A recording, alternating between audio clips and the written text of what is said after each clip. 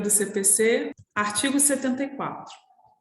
O consentimento previsto no artigo 73 pode ser suprido judicialmente quando for negado por um dos cônjuges sem justo motivo, ou quando lhe seja impossível concedê-lo. Parágrafo único. A falta de consentimento, quando necessário e não suprido pelo juiz, invalida o processo. Atenção que essa falta do consentimento, quando necessário e não suprido, ele invalida e não anula o processo. O efeito prático, quando o processo ele é nulo desde o início. Nenhum ato é aproveitado. Quando ele invalida o processo, você pode entrar com um novo processo e os atos praticados no anterior, eles são todos aproveitados. Artigo 75. Serão representados em juízo ativa e passivamente. 1. A União, pela Advocacia Geral da União, diretamente ou mediante órgão vinculado. 2. O Estado e o Distrito Federal, por seus procuradores. 3. O município, por seu prefeito ou procurador. 4. A autarquia e a fundação de direito público, por quem a lei do ente federado designar. 5. A massa falida pelo administrador judicial. 6. A herança jacente ou vacante por seu curador. 7. O espólio pelo inventariante. 8. A pessoa jurídica por quem os respectivos atos constitutivos designarem, ou não havendo essa designação por seus diretores. 9. A sociedade, associação irregulares e outros entes organizados sem personalidade jurídica pela pessoa a quem couber a administração de seus bens. 10. A pessoa jurídica estrangeira pelo gerente, representante ou administrador de sua filial, agência ou sucursal aberta ou instalada no Brasil. 11. O condomínio pelo administrador ou síndico. Parágrafo 1º. Quando o inventariante for dativo, os sucessores do falecido serão intimados no processo no qual o espólio seja parte. Parágrafo 2º. A sociedade ou associação sem personalidade jurídica não poderá opor a irregularidade de sua constituição quando demandada. Parágrafo 3º. O gerente de filial ou agência presume-se autorizado pela pessoa jurídica estrangeira a receber citação para qualquer processo. Parágrafo 4º. Os Estados e o Distrito Federal poderão ajustar compromisso recíproco para a prática de ato processual por seus procuradores em favor de outro ente federado, mediante convênio firmado pelas respectivas procuradorias. É bem interessante esse parágrafo 4º, quando ele fala dessa possibilidade dos Estados e o Distrito Federal poderem ajustar o compromisso recíproco para a prática do ato processual por seus procuradores em favor de outro ente federado, né, mediante convênio firmado pelas respectivas procuradorias. Aqui fica muito claro, muito clara, mais uma forma de aplicabilidade do princípio da cooperação, pelo qual pode-se concluir a possibilidade do procurador de um Estado ou do Distrito Federal praticar ato processual em favor de um outro ente federado.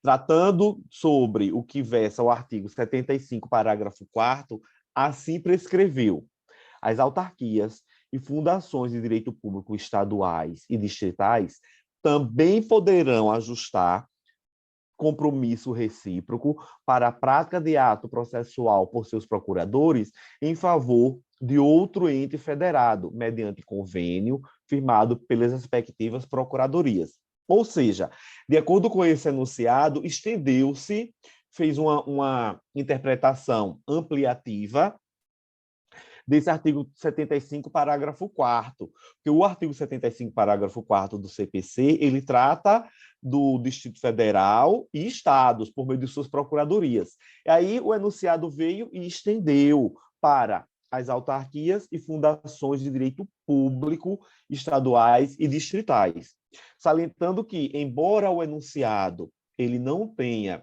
força de lei, né, mas ele tem sido, a sua aplicação tem sido permitida pelos magistrados nos processos.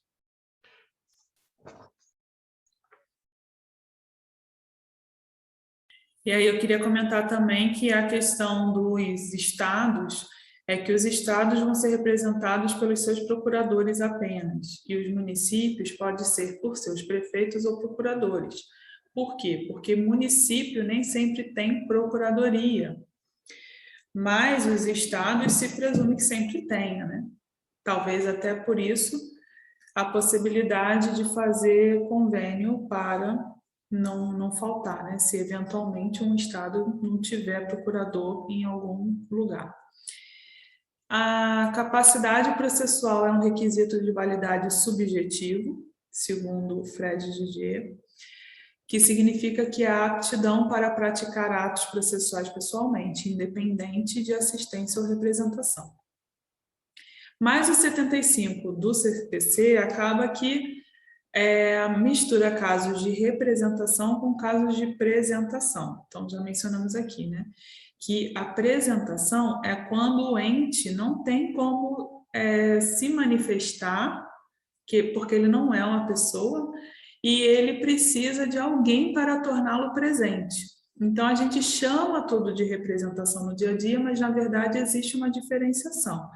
Existem pessoas que tornam aquela entidade presente, fisicamente, né?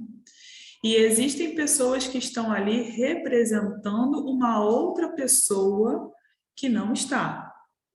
Então, os casos de representação são os dos incisos 5, 6, 7, 9 e 11, e os casos de presentação são os incisos 1, 2, 3, 4, 6, 8 e 10.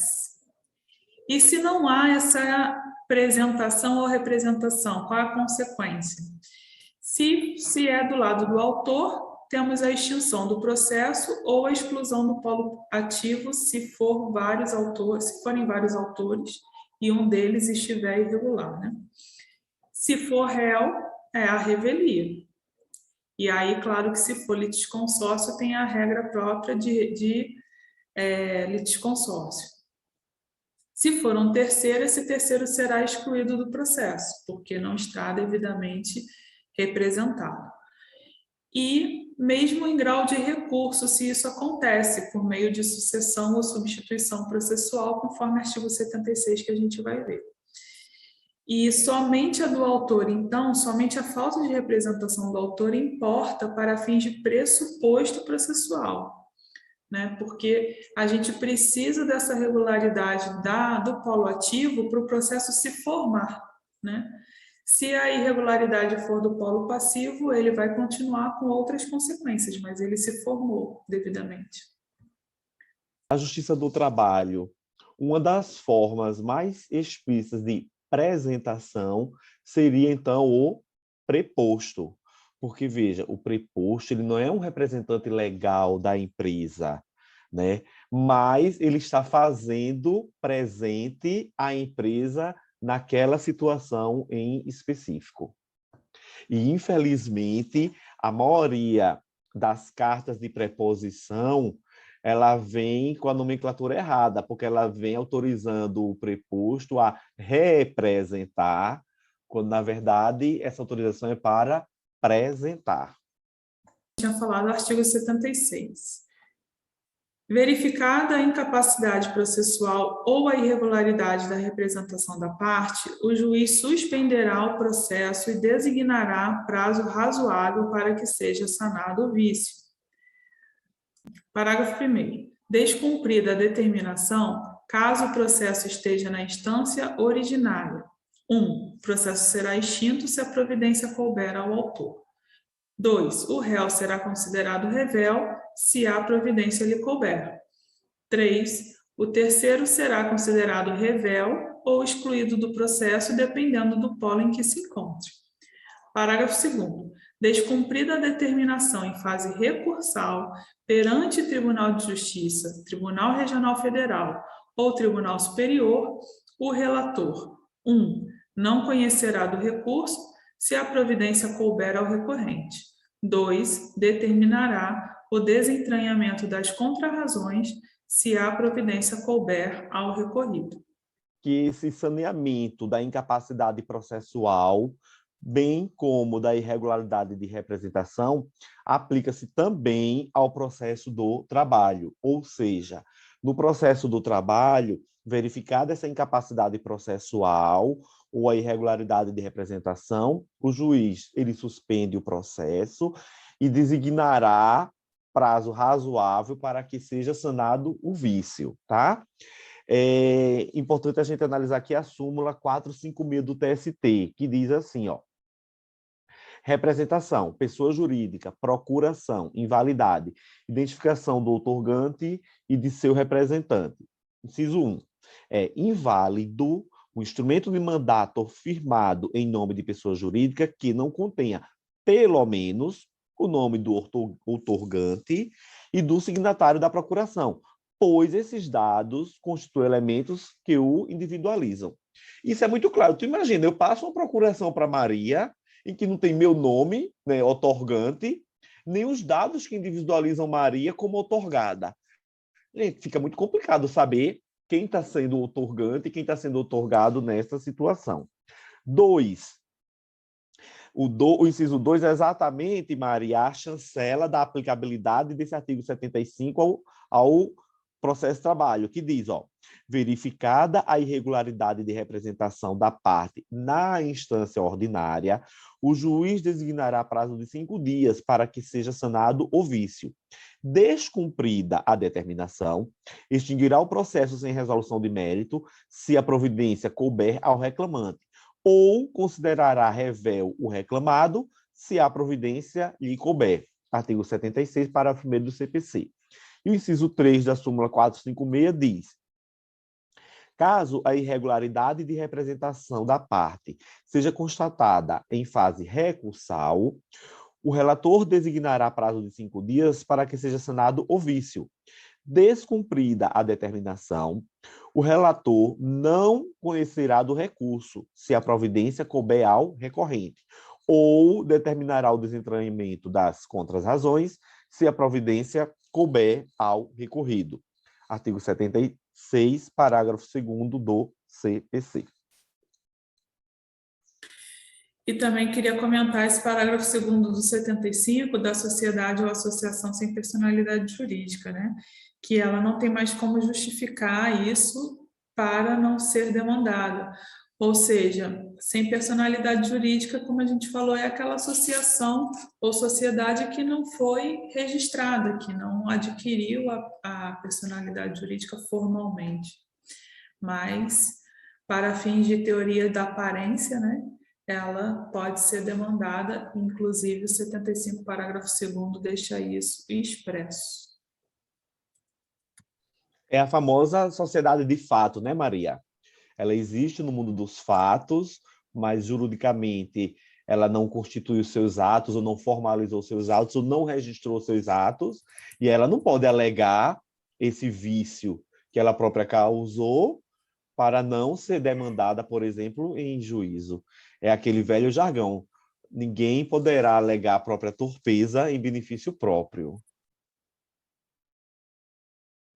Dos deveres das partes e de seus procuradores. Seção 1. Dos deveres. Artigo 77.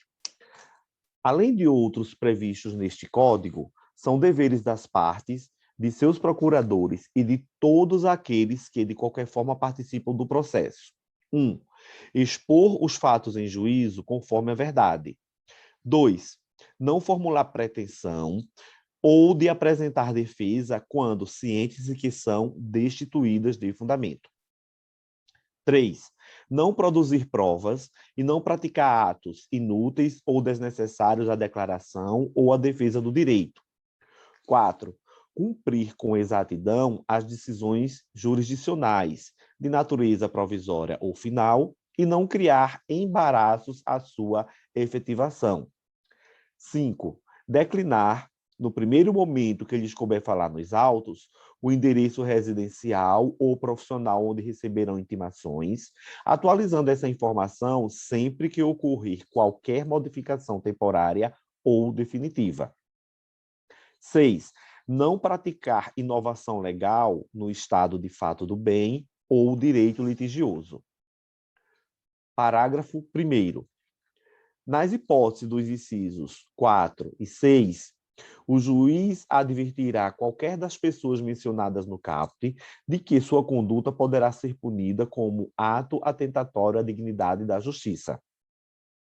Parágrafo 2º.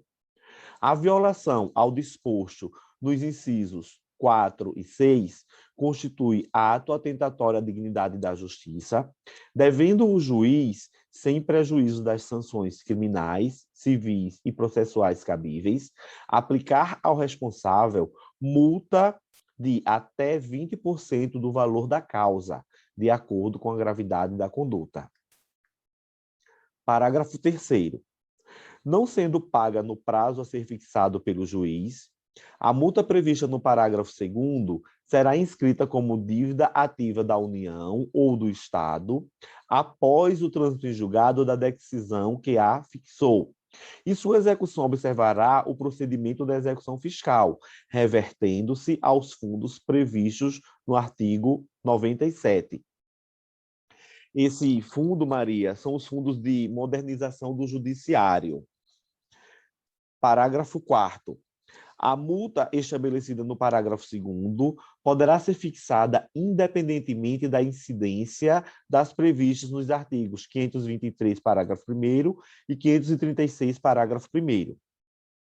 Parágrafo 5º. Quando o valor da causa for irrisório ou inestimável, a multa prevista no parágrafo 2º poderá ser fixada em até 10 vezes o valor do salário mínimo. Parágrafo 6º.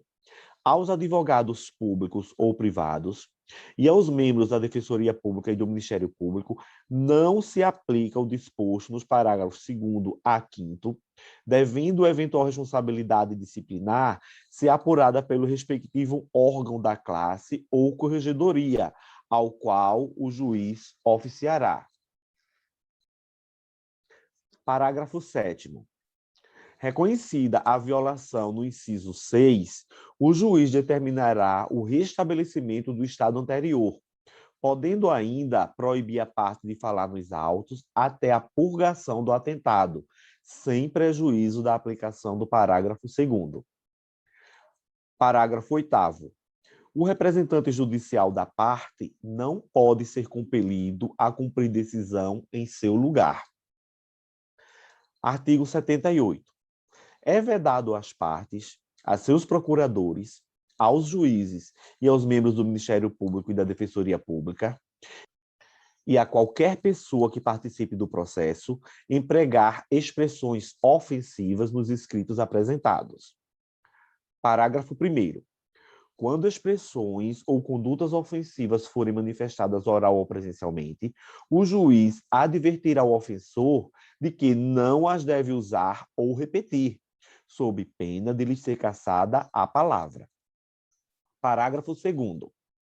De ofício ou a requerimento do ofendido, o juiz determinará que as expressões ofensivas sejam riscadas e, a requerimento do ofendido, determinará a expedição de certidão com o inteiro teor das expressões ofensivas e a colocará à disposição da parte interessada. É interessante que esse parágrafo 2º começa de ofício ou a requerimento para determinar que as expressões sejam riscadas e depois vem a requerimento determinará a expedição de certidão e colocará à disposição da parte que for interessada. STJ, que diz assim, não cabe agravo de instrumento contra a decisão que aplica multa por ato atentatório à dignidade da justiça pelo não comparecimento à audiência de conciliação. Está de acordo com o princípio da cooperação, da lealdade, da boa-fé, que a gente viu lá no início do CPC, né? Nos artigos 1º a 12, que tem as normas fundamentais. Questão. Em relação ao Ministério Público, é correto afirmar: se o respectivo membro deixar de cumprir decisão jurisdicional ou criar embaraço para tanto, será a ele imposta multa de até 20% do valor da causa, sem prejuízo da apuração de eventual responsabilidade disciplinar. Isso aqui está falso, porque, de acordo com o parágrafo 6º No que toca aos advogados públicos ou privados, membros da Defensoria Pública e do Ministério Público, não se aplica o disposto nos parágrafos 2º e 5º. E a eventual responsabilidade disciplinar deverá ser apurada pelo respectivo órgão de classe ou corregedoria ao qual o juiz oficiará.